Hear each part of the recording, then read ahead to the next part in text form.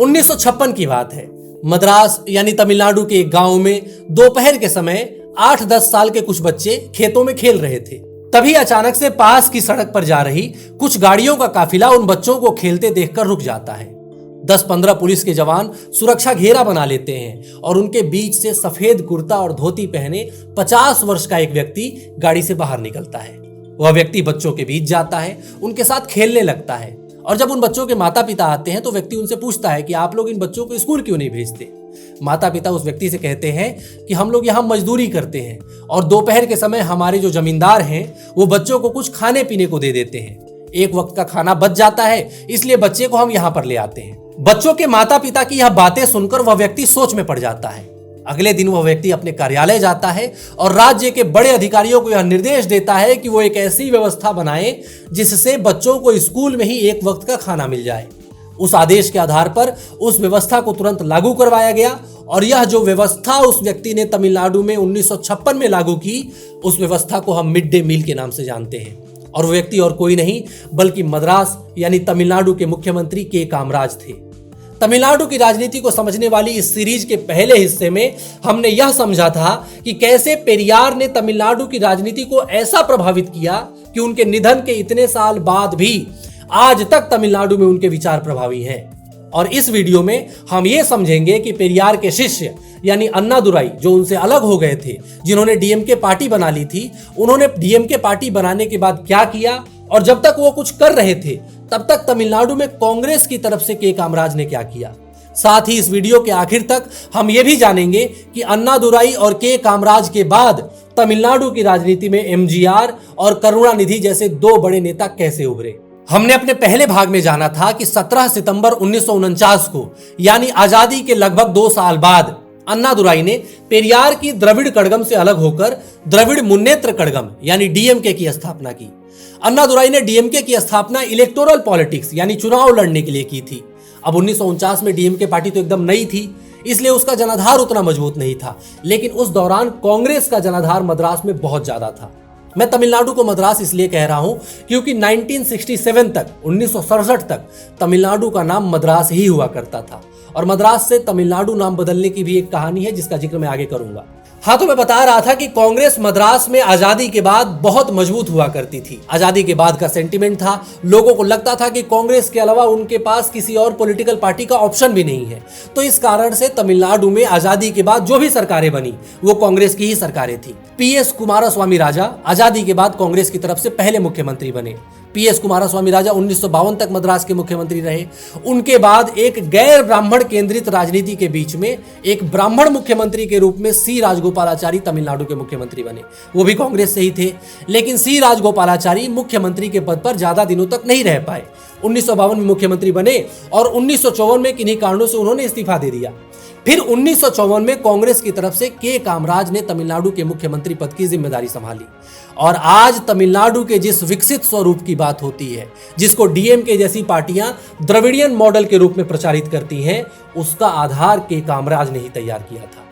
कामराज तमिलनाडु यानी मद्रास की राजनीति में इतने सफल इसलिए हो पाए क्योंकि उनके साथ एक अच्छी बात थी, वो ये कि वो ब्राह्मण नहीं थे। उस दौर में तमिलनाडु में ब्राह्मणों के विरुद्ध जो सेंटिमेंट द्रविडियन पार्टीज खासकर डीएमके फैला रही थी, उस सेंटिमेंट का फायदा उनको पॉलिटिकली इसलिए नहीं मिला क्योंकि के कामराज ब्राह्मण नहीं थे। जिस तरह का ब्राह्मण विरोध तमिलनाडु में पेरियार और डीएमके ने प्रचारित कर दिया था, उसको रोकने का सिर्फ एक ही तरीका था कि एक गैर ब्राह्मण को मुख्यमंत्री बनाया जाए। इसलिए सी राजगोपालाचारी के बाद के कामराज तमिलनाडु के मुख्यमंत्री बने थे। मुख्यमंत्री बनने के बाद कामराज ने शिक्षा पर सबसे ज्यादा ध्यान दिया। चूंकि वो खुद भी कम पढ़े लिखे थे, इसलिए उनका विशेष ध्यान इस बात पर था कि मद्रास में उनकी तरह कोई और बच्चा ना हो। उन्होंने मिड डे मील की शुरुआत की, जिसका जिक्र मैंने अभी किया, ताकि गरीब बच्चों को एक वक्त का खाना स्कूल में मिल सके, वो स्कूल में कम से कम पढ़ने जा सके। और इसके अलावा उन्होंने मद्रास में सभी विद्यार्थियों के लिए यूनिफॉर्म की घोषणा की, जो मुफ्त में बांटी गई थी। कामराज के मुख्यमंत्री बनने के समय मद्रास का लिटरेसी रेट 7% था, जो उनके मुख्यमंत्री पद से हटने तक 37% तक पहुंच गया था। शिक्षा के अलावा कामराज ने औद्योगिकरण, इंडस्ट्रियलाइजेशन पर भी ध्यान दिया था। तमिलनाडु में भेल कंपनी के लिए उन्होंने जमीन दी, रेलवे के कोच बनाने की फैक्ट्री लगवाई, अशोक लेलैंड, टीवीएस और सिम्पसन जैसी अनेक कंपनियों को उन्होंने जमीनें दी ताकि तमिलनाडु में ज्यादा से ज्यादा रोजगार आ सके। इसके अलावा उन्होंने कई नहरों और बांधों का भी निर्माण कराया। धीरे धीरे कामराज के काम का असर जमीन पर दिखने लगा। तमिलनाडु विकास के रास्ते पर चल पड़ा था। यही कारण था कि पेरियार ने भी के कामराज का बहुत सपोर्ट किया। पेरियार तो कामराज को इतना सपोर्ट करते थे कि एक बार पेरियार ने यहां तक कह दिया था कि तमिलनाडु में चोल साम्राज्य ने या पांड्य साम्राज्य ने जो किया वह तो मैं नहीं देख सका, मगर मुझे खुशी है कि मैंने जीते जी कामराज का काम देख लिया। कुल मिलाकर कहें तो के कामराज ने मद्रास में इतना काम किया था कि द्रविड़ आइडेंटिटी के पीछे भागने वाली डीएमके अन्नादुराई के नेतृत्व में राजनीतिक रूप से कुछ ज्यादा असर नहीं दिखा पा रही थी। हाँ, राजनीति के अलावा सांस्कृतिक रूप से डीएमके का असर लगातार बढ़ रहा था, उस पर हम अभी बात करेंगे। लेकिन अभी बस आप ये समझिए कि जब तक कामराज मुख्यमंत्री थे तब तक डीएमके के पास राजनीतिक रूप से आगे बढ़ने का कोई चांस ही नहीं था। लेकिन समय की सबसे बड़ी विशेषता यही होती है कि वो बदलता है। समय बदला और कामराज ने खुद ही ऐसा निर्णय ले लिया कि उसके बाद धीरे धीरे तमिलनाडु में कांग्रेस का जनाधार खत्म हो गया। दरअसल हुआ यह था कि 1962 में 1962 में जब नेहरू भारत के प्रधानमंत्री थे तो उस समय कांग्रेस पार्टी कई तरह के संकटों से गुजर रही थी। कांग्रेस देश की सबसे बड़ी पार्टी थी तो उसको संभालने के लिए भी एक बड़े कद के नेता की जरूरत थी। चूंकि के कामराज नेहरू के बहुत करीबी थे, इसलिए कामराज ने नेहरू को एक प्लान बताया। कामराज ने नेहरू से कहा कि आप प्रधानमंत्री बने रहिए, कांग्रेस पार्टी को संभालने के लिए मैं तमिलनाडु के मुख्यमंत्री का पद छोड़ देता हूं और मेरे साथ साथ देश के कई केंद्रीय मंत्रियों को भी आप सरकार से हटाकर कांग्रेस पार्टी के कामकाज में लगाइए, तभी जाकर पार्टी बच पाएगी। कामराज कांग्रेस के वफादार थे। कांग्रेस को बचाने के लिए उन्होंने तमिलनाडु के मुख्यमंत्री का पद अपनी इच्छा से छोड़ दिया और दिल्ली में आकर कांग्रेस के अध्यक्ष बन गए। इस पूरे घटनाक्रम को कामराज प्लान के नाम से जाना जाता है। और कामराज जब कांग्रेस अध्यक्ष बने तो देश भर में तो कांग्रेस संभल गई, लेकिन तमिलनाडु में कांग्रेस खत्म होती गई। इसके दो कारण थे। पहला कारण तो यही था कि कामराज के बाद कांग्रेस की तरफ से तमिलनाडु में भक्त वत्सलम मुख्यमंत्री बने और जाहिर सी बात है कि कामराज के मुकाबले वो बहुत कमजोर मुख्यमंत्री थे। डीएमके को ऐसे ही अवसर की तलाश थी। जब तक कामराज तमिलनाडु के मुख्यमंत्री थे तब तक डीएमके सफल नहीं हो पा रही थी, लेकिन कामराज के दिल्ली जाते ही डीएमके ने जोर शोर से राजनीतिक रूप से अपने पैर पसारने शुरू कर दिए और इसी क्रम में डीएमके को एक फुल टॉस भी मिला। फुल टॉस ये था कि 1964 में प्रधानमंत्री जवाहरलाल नेहरू की मृत्यु के बाद नया प्रश्न ये खड़ा हुआ कि अब अगला प्रधानमंत्री कौन बनेगा। के कामराज उस समय कांग्रेस के अध्यक्ष थे, इसलिए पूरी तरह से यह निर्णय उन्हें ही लेना था। इसके बाद लाल बहादुर शास्त्री भारत के प्रधानमंत्री बने और उनको प्रधानमंत्री बनाने में के कामराज की बहुत बड़ी भूमिका थी।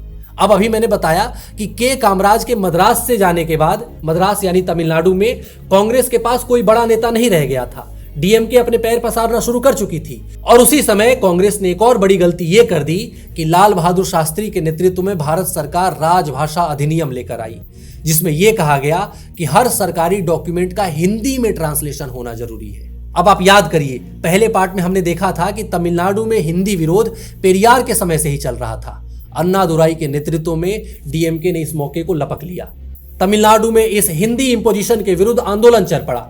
मद्रास जल उठा। आज जो डीएमके संविधान की बात करती है, उसी डीएमके के कार्यकर्ताओं ने उस आंदोलन में संविधान की प्रतियां भी जलाई थी।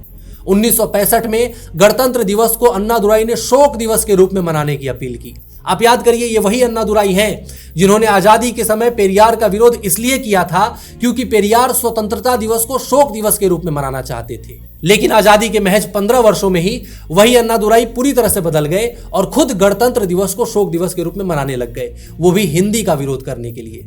हिंदी विरोधी उस आंदोलन में 50,000 से अधिक छात्रों ने मद्रास में पार्टिसिपेट किया। पुलिस की गोलीबारी हुई और 100 से अधिक छात्र पुलिस की गोलीबारी में मारे गए। कांग्रेस गलती कर चुकी थी। उस समय के प्रधानमंत्री लाल बहादुर शास्त्री ने गोलीबारी में मारे गए छात्रों की मौत पर दुख भी जताया, लेकिन तब तक बहुत देर हो चुकी थी। तमिलनाडु में कांग्रेस के विरुद्ध और अन्नादुराई के सपोर्ट में सेंटीमेंट फैल चुका था। 1.5 साल बाद 1967 में तमिलनाडु की 234 सीटों पर चुनाव हुए। बहुमत के लिए 118 सीटें चाहिए थी और अन्नादुराई के नेतृत्व में डीएमके ने अकेले 137 सीटों पर जीत हासिल की। आजादी के बाद लगभग 18 वर्षों तक तमिलनाडु में एक छत्र राज करने वाली कांग्रेस महज 51 सीटों पर सिमट गई। वो दिन था और आज का दिन है। तमिलनाडु में बहुमत लाना तो बहुत दूर की बात है, 1984 में 61 सीटों को छोड़कर और 1990 में 60 सीटों को छोड़कर तमिलनाडु में आज तक कांग्रेस उस 51 के आंकड़े को भी पार नहीं कर पाई है। बहरहाल 1967 में 1967 में कांग्रेस को हराने के बाद डीएमके की तरफ से अन्नादुराई मुख्यमंत्री बने और मुख्यमंत्री बनने के बाद 1967 में वो मद्रास का नाम बदलकर तमिलनाडु करने का एक एक्ट लेकर आए और भी कई सारे काम उन्होंने किए, लेकिन अन्नादुराई ज्यादा समय तक मुख्यमंत्री नहीं रहे।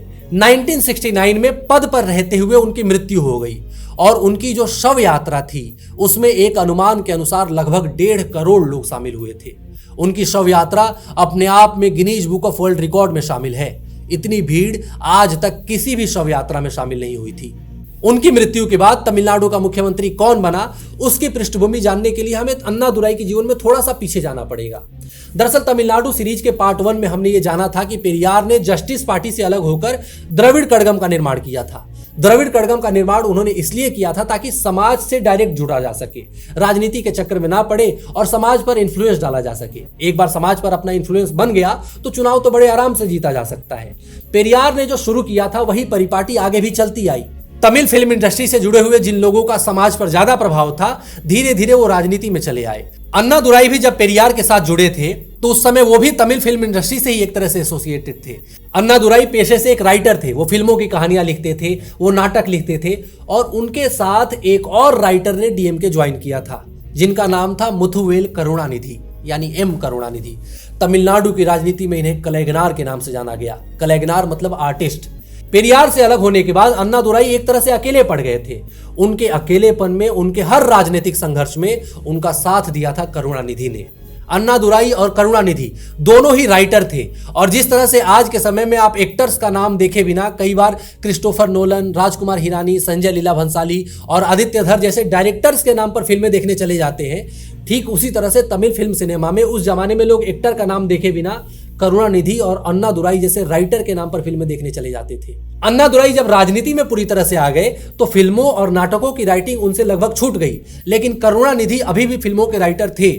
तमिलनाडु में जब कांग्रेस का प्रभुत्व था और कांग्रेस की तरफ से के कामराज मुख्यमंत्री थे तो डीएमके राजनीतिक रूप से भले ही अपना पैर नहीं पसार पा रही थी, लेकिन जैसा कि मैंने आपको बताया था कि सांस्कृतिक रूप से डीएमके तमिलनाडु के लोगों के बीच में अपनी पहचान बना रही थी। उसका एक बड़ा कारण यह था कि तमिल फिल्म इंडस्ट्री से जुड़े हुए लोग डीएमके से जुड़ रहे थे। और इसी बीच 1946 में यानी आजादी से ठीक 1 साल पहले करुणानिधि से काम के सिलसिले में एक ऐसा एक्टर मिला जो आने वाले समय में अन्नादुराई के बाद करुणानिधि के साथ मिलकर तमिलनाडु की राजनीति को बदलने वाला था। मैं बात कर रहा हूं मरुदर गोपालन रामचंद्रन यानी एमजीआर की। एमजीआर एक बहुत अच्छे एक्टर थे और करुणानिधि एक अच्छे राइटर थे। दोनों की जोड़ी पर्दे पर हिट हो गई। एमजीआर की पॉपुलैरिटी तमिलनाडु में बढ़ती चली गई और यहीं पर उस लाइन की सत्यता साबित होती है कि कामराज के मुख्यमंत्री रहते डीएमके भले ही राजनीतिक रूप से शक्तिशाली नहीं थी, लेकिन सांस्कृतिक रूप से एमजीआर और करुणानिधि जैसे फिल्म इंडस्ट्री से जुड़े हुए लोगों के कारण अन्नादुराई के नेतृत्व में डीएमके लगातार मजबूत होती गई। और उसका असर हमें 1967 के इलेक्शन में दिखा जब एमजीआर, करुणानिधि और अन्नादुराई के नेतृत्व में डीएमके ने कांग्रेस को हराया था। एमजीआर तमिलनाडु में कितने ज्यादा प्रसिद्ध हो गए थे इसका विवरण हमें द्रविडियन माया पुस्तक में एक जगह मिलता है।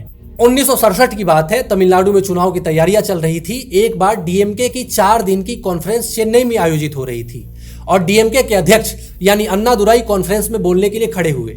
अन्नादुराई जब बोलने के लिए खड़े हुए थे उस समय तक एमजीआर किन्हीं कारणों से उस कॉन्फ्रेंस में नहीं आए थे, उनको आने में देर हो गई थी। इसलिए जब वो कॉन्फ्रेंस में पहुंचे तो उस समय अन्नादुराई का भाषण चल रहा था, लेकिन एमजीआर जैसे ही पहुंचे उन्हें देखकर जनता इतनी उत्साहित हो गई कि अन्नादुराई को बीच में ही अपना भाषण रोकना पड़ गया।